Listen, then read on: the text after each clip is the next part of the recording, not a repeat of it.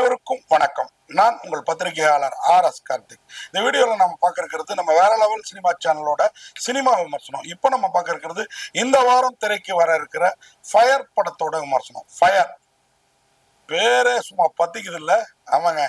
ஆனால் பல வருடங்களுக்கு முன்பு வந்த இந்தி படமான ஃபயர் அந்த கதை இல்லைங்க இது. ஆனால் இதுவும் ஒரு விதமான ஃபயர் தான். இது பெண்ணும் மோகம் கொள்ற படம் இல்லை. பெண்களோடு ஒரு ஆண் மோகம் கொண்டு அவங்கள எப்படிலாம் கெட்ட வழிக்கு அழைத்து போக நினைக்கிறான், அவனுக்கு எப்படி ஒரு நல்ல பாடம் அந்த பெண்கள்லாம் இணைந்து புகட்டுறாங்க அப்படிங்கிறதாங்க அந்த படத்தோட கதையும் களமும். ஆமாங்க, இந்த படத்துல நம்ம பிக் பாஸ் பாலாஜி முருகதாஸ் தான் ஹீரோ, அதுவும் வில்லனிக் ஹீரோ. சாந்தினி தமிழரசன், சாக்ஷி அகர்வால், ரச்சிதா மகாலட்சுமி, இப்போ 2-3 படமா அவங்க ஹீரோயினா நடிச்சிட்டு இருக்காங்க. சீரியல்ல பெரிய ஆர்டிஸ்ட் அவங்க. காயத்ரி ஷான், இவங்கெல்லாம் முக்கியமான ரோல்.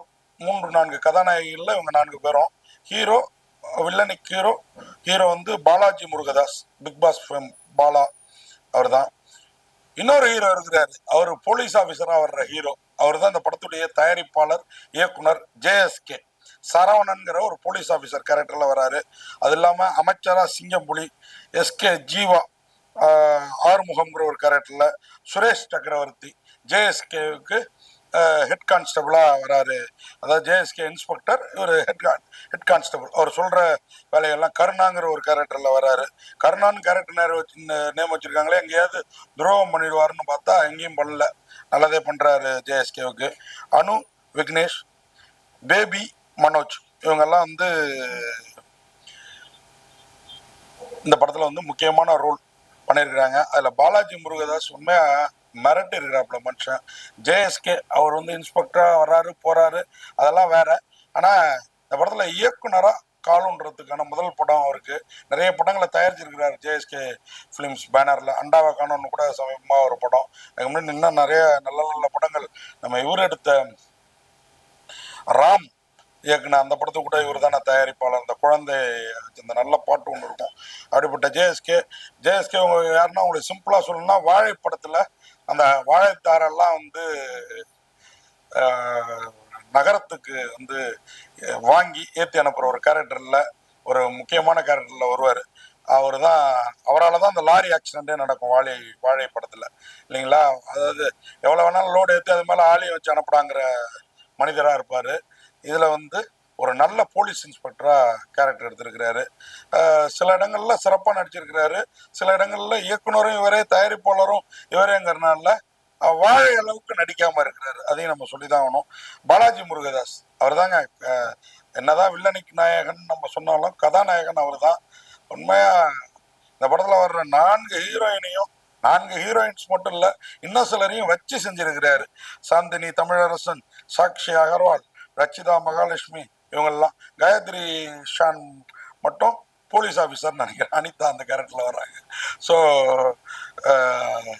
என்ன கதை என்ன களம்னு பார்த்தீங்கன்னா, ஒன்றும் இல்லை, இந்த கொஞ்ச நாளைக்கு முன்னாடி ஒரு கோழிக்கடை நபர் காசின்னு இந்த நாகர்கோவில் கன்னியாகுமரி பகுதியில் இளம்பெண்கள்லாம் பாலியல் வன்புணர்வுக்கு உட்படுத்தி அதை வச்சு பிளாக்மெயில் பண்ணி மாட்டிக்கிட்டாரு இல்லைங்களா? அந்த கதையும் ரொம்ப காலத்துக்கு முன்னாடி டாக்டர் பிரகாஷ் அவருடைய கதையும் கலந்து கட்டி, இதில் ஒரு பிசியோதெரபிஸ்ட் நம்ம பாலாஜி முருகதாஸ், அவரு தன்ட்ட வர்ற பெண்களை, அதாவது இங்க வழி அங்க வழின்னு வர்ற பெண்களை எப்படி தப்பா வழி நடத்தி தன் வலைக்குள்ளார வீழ்த்துறாரு. அதன் மூலம் அவர் என்ன லாபம் அடைகிறாரு, அந்த பெண்களை போட்டோஸ் எடுத்து வச்சுக்கிட்டு, வீடியோஸ் எடுத்து வச்சுக்கிட்டு பிளாக்மெயில் பண்ணி தனக்கு வேணுங்கிற விஐபிக்கெல்லாம் எப்படி விருந்து படைக்க அனுப்புறாரு. அதுல முக்கியமான விஐபி அமைச்சரா இருக்கிற சிங்கம்புலி. எங்க லோக்கல் அமைச்சர்களை சொன்னா ஒம்பளை மாட்டி போன மத்திய அமைச்சர்ன்றாங்க. அதுதான் இந்த படம். அப்ப நடந்த கதைனால இப்பவும் நடக்கிற கதை, சமீபமா அண்ணா யூனிவர்சிட்டியில நடந்த கதை அப்படிங்கிற லெவலுக்கு நம்மளை யோசிக்க வைக்குது. ஆனாலும் மத்திய அமைச்சர்னு எங்கேயும் ஒம்பளை மாட்டிக்காம படத்தை அழகா எடுத்துட்டு போயிடுறாங்க. ஆனா இந்த படத்துல என்ன ஒண்ணுன்னா, முன்பாதி நமக்கு கொஞ்சம் இருக்கையில நெளிய வைக்குது, பின்பாதி இருக்கை நுனியிலேயே நம்மளை வைக்குது. அவ்வளோ பிரமாதமான சீன்ஸ் எல்லாம் பில்டப் பண்ணியிருக்கிறாங்க. அதுக்காக ஜேஎஸ்கே பாராட்டலாம். உண்மையா ஃபயர் அங்கதாங்க பத்திக்குது. இன்டர்வலுக்கு அப்புறம் நல்லா ரிலாக்ஸா பாத்ரூம் போயிட்டு கேன்டீன் போயிட்டு வந்தோம்னா இந்த படம் நம்மளை வந்து பற்றிக்க வச்சுக்குது. உண்மையாகவே அதுக்காக பாராட்டலாம். டைரக்டர் கம் ப்ரொடியூசர் ஜேஎஸ்கே நான் சொல்லிட்டேன்.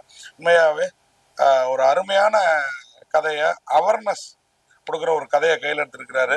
அதுக்காக அவரை முதல்ல பாராட்டலாம். ஆனால் இதில் அந்த போலீஸ் கேரக்டரில் இன்னும் கொஞ்சம் ஈடுபாடு காட்டி நடிச்சிருக்கலாம் அப்படிங்கிற அட்வைஸையும் வைக்கணும். ஒரு சொட்டு ஒரு குட்டு ஒரு பிரபல வார பத்திரிகையில் போடுவாங்க விமர்சனத்தில். அந்த மாதிரி ஒரு சொட்டு அவர் இந்த படத்தை வந்து தயாரித்தது, இயக்கியதுக்கு, ஒரு குட்டு வந்து இந்த படத்தில் அந்த இன்ஸ்பெக்டர் கேரக்டரில் கொஞ்சம் தேமன் நடிச்சிருப்பதற்கு. இந்த படத்துக்கு எஸ்கே ஜீவாவோட வசனங்கள்.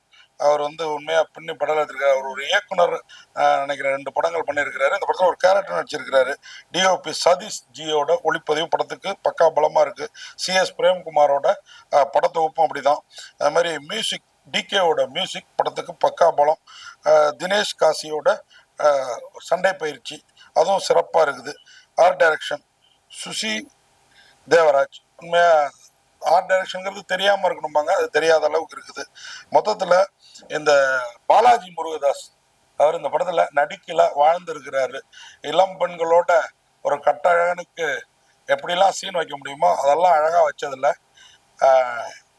நம்மளை மாதிரி ஆண்களை வந்து கொஞ்சம் டெம்ப்ட் படுத்துகிறாங்க. இளம் பெண்களுக்கு அழகாக ஒரு பாடம் சொல்லியிருக்கிறாங்க. இப்போ நான்லாம் நம்மளை மாதிரி ஆண்கள்னு சொல்லிக்கலாம். எனக்குலாம் இந்த படத்தை பார்க்குறப்போ நம்ம பெண் பிள்ளைகள்லாம் சரியாக வளர்க்கணுங்கிற ஒரு ஃபீலிங் வருது. அதற்கான மெசேஜையும் கிளைமாக்ஸில் வச்சு படத்தை முடிச்சிருக்கிறதுல ஃபயர். கொஞ்ச நேரம் அந்த மாதிரி இந்த மாதிரி பற்றிக்கிச்சாலும் கிளைமாக்ஸில் நல்ல மெசேஜோட பற்றிக்குது அப்படின்னு சொல்லி, அதே நேரம் முன்பாதி கொஞ்சம் காது, அதாவது முன்பாதியை பார்க்காமலே நீங்கள் செகண்ட் ஹாஃப் பார்த்தா கூட போதும். மொத்தமே 2 மணி நேரம் தான் இந்த படம். இன்னும் ஒரு 3/4 மணி நேரத்தை வெட்டி போட்டிருக்கலாம் முன்பாதியை அப்படின்னு தோணுது. அதை மட்டும் தவிர்த்திருந்தால் ஃபயர் இன்னும் டெரராக இருந்திருக்கும் அப்படிங்கிறது நம்மளுடைய கருத்து. நன்றி, வணக்கம். ஆனாலும் ஒரு முறை பார்க்கலாம், ரசிக்கலாம்.